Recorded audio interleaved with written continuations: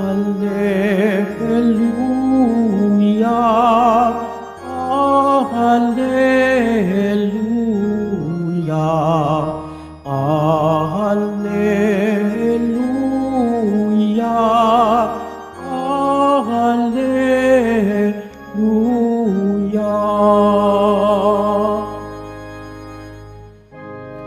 My sheep hear my voice, says the Lord. I know them and they follow me. Hallelujah, Hallelujah, Hallelujah, Hallelujah.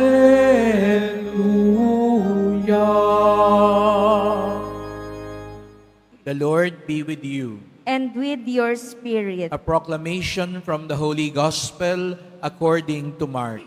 Glory to you, O Lord. The apostles gathered together with Jesus and reported all they had done and taught.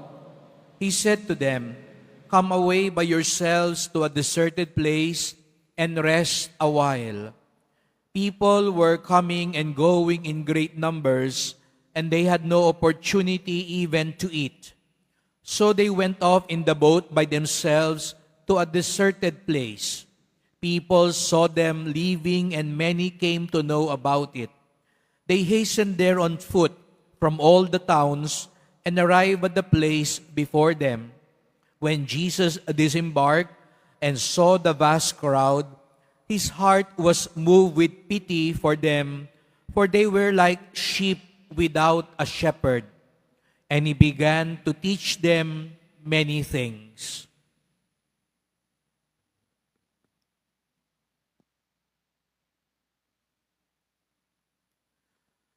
The Gospel of the Lord. Praise to you, Lord Jesus Christ. Please be seated. Good morning po sa inyong lahat at welcome po sa Minor Basilica and National Shrine of Jesus Nazareno dito sa Quiapo, ang tahanan at dambana ng ating mahal na pong Jesus Nazareno. We also welcome and we pray for those who are with us online, especially the sick, and those who are taking care of the sick and our international devotees.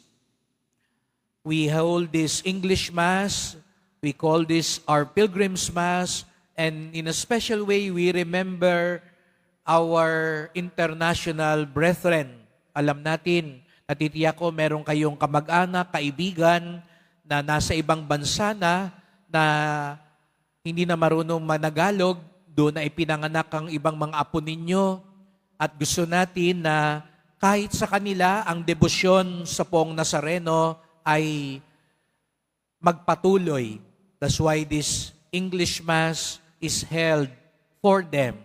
Kaya pasensya po kung mapapatanong kayo bakit may English pa sa Quiapo, yun ay pagbibigay din natin. No? Hindi natin sinosolo ang Nazareno. Dapat ibahagi natin siya, share natin siya, lalo na sa ating mga iba pang kababayan na nasa ibang bansa.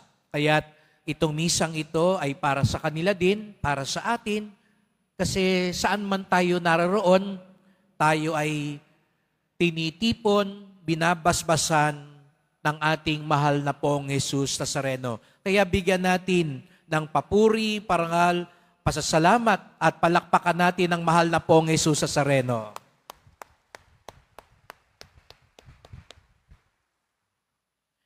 Kanina po ay nagkaroon kami ng welcome mass kay Father Kim, ang bago nating parochial vicar dito sa Quiapo.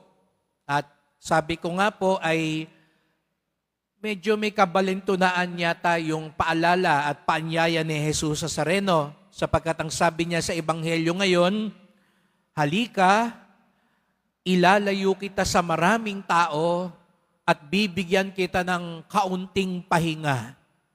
At sabi ko kay Father Kim, mukhang kabaliktaran yun ng mangyayari sa Quiapo.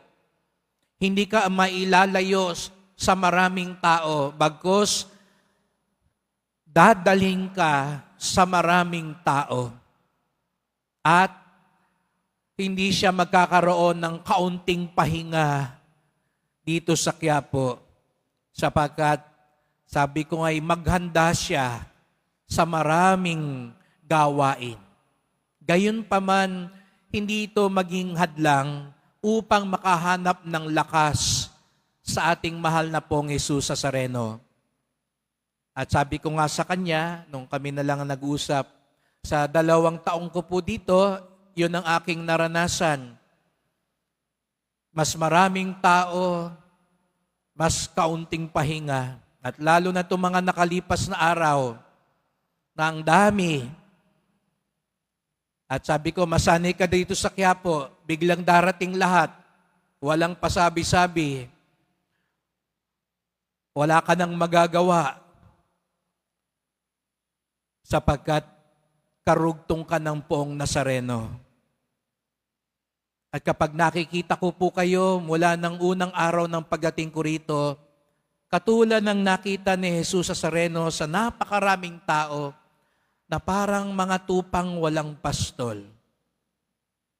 Aaminin ko po sa inyo, pari din naman po ako, tao din po ako. Aminin ko sa inyo, dumarating ang panahon, gusto ko kayong taguang lahat. Gusto ko kayong tanggihan lahat. Gusto kong sabihin, pwede bang pagbigyan nyo rin naman po ako? Pwede rin ho bang pagpahingahin nyo rin ho ako? Pwede rin ho bang bigyan nyo ako ng panahon para makapagdasal din at manahimik para mas makapagnilay? Pero kapag nakikita ko po ang imahe ng Poong Nazareno, at kapag nakikita ko po kayo, lalo na kahapon, unang Biyernes, dumating nga po yung ating bagong parish priest, dumalaw si Father Jade. Sabi ko sa kanya, ayan, ang mga tupa na naghahanap ng pastol. Hindi ka ba makukonsyensya kapag nakita mo ang taong yan at hindi mo pagbibigyan? But brothers and sisters, of course, as I said, it is not an excuse because we still have to find time to rest and more importantly, to be silent and to be with the Lord alone. Lahat naman po tayo, hindi lang ang mga pari. Kaya nga siguro iba sa inyo, narito sa Quiapo, bagamat mahirap maging tahimik sa Quiapo. Alam ko, iba sa inyo nahihirapan. Pipikit nyo yung mata ninyo, o iba sa inyo hindi nyo maipikit, natatakot kayo, baka pagdilat nyo, wala na yung bag nyo, o las-las na yung bag nyo. O nakapikit kayo, maya-maya may kakalabit sa inyo, manglilimos, makikiusap, manghihingi. Pero tandaan natin, these are not excuses and reasons not to still find time with the Lord. Not to find rest in the Lord. Kaya nga nung isang beses sabi ko nga, ang ginagawa natin dito, kaunting pahinga. Siguro hindi yung pahinga na matutulog ka. Tingnan nyo nga yung katabi nyo, baka tulog na. Pagbigyan nyo na, baka dito lang siya nakakapagpahinga. No? Baka pagod na yan sa buhay, sa dami ng mga problema, pagdating dito sa Quiapo, dito ka lang nagkakaroon ng pagkakataong makapagbuntong hininga. At sana sa pagbuntong hininga natin, when we exhale all our miseries, all our problems, all our burdens, we may inhale the love, mercy, and peace of the Lord. Mamaya, paghaplos nyo sa paan ng Nazareno, pagtingin nyo sa kanyang mukha, alam nyo, kahit daw po sa katawan, nakakatulong din yung paminsan-minsan malalim ang paghinga. Deep inhale. Subukan nyo rin po yun. No? Kasi minsan kahit nagdadasal tayo, para ka ng pagod kasi ang bilis mo magdasal. Sasabihin sa iyo ni Jesus Nazareno, preno lang, hindi mo kailangan maraming salita. Alam na niya yung laman ng puso mo. Kaya preno rin. Huwag kayong magmadali pag nagdadasal. Huwag niyong parang kinakain niyo yung salita niyo na parang bumubusa tayo. Kaya parang pagkatapos magdasal, napagod ka pa rin. Subukan niyo lang tikom ang bibig. Tignan niyo lang ang mukha niya. Tignan niyo yung krus. Tignan niyo po siyang nakatingala. At kayo rin, tayo rin na nakatingala. No? Yun po yung ginagawa ko. Siguro yun ang sikreto ko. Pag nagtatanong ng iba, Father, bakit mukhang hindi ka naman bugbog na bugbog o pagod na pagod sa Quiapo? Pag mga 10 oras na po ng gabi, doon ako nagpupunta po dito at humaharap sa Kanya. At wala po akong sinasabi. Tinitignan ko lang po siya. Tinitignan ko lang po yung napakaraming tao pa rin kahit hating gabi na humihikbi, nakatingala din o nakapikit at nagbubukas ng puso at nagbubuntong hininga sa Kanya. At nawa sa kaunting pahinga na naranasan natin dito sa Quiapo, ay tunay na yung Kanyang diwa, His very Spirit is the one entering us. Sana nga ganun mga kapatid, ha?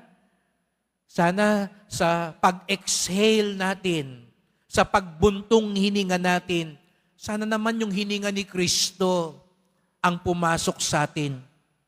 Baka naman paglabas nyo, napamura na agad kayo.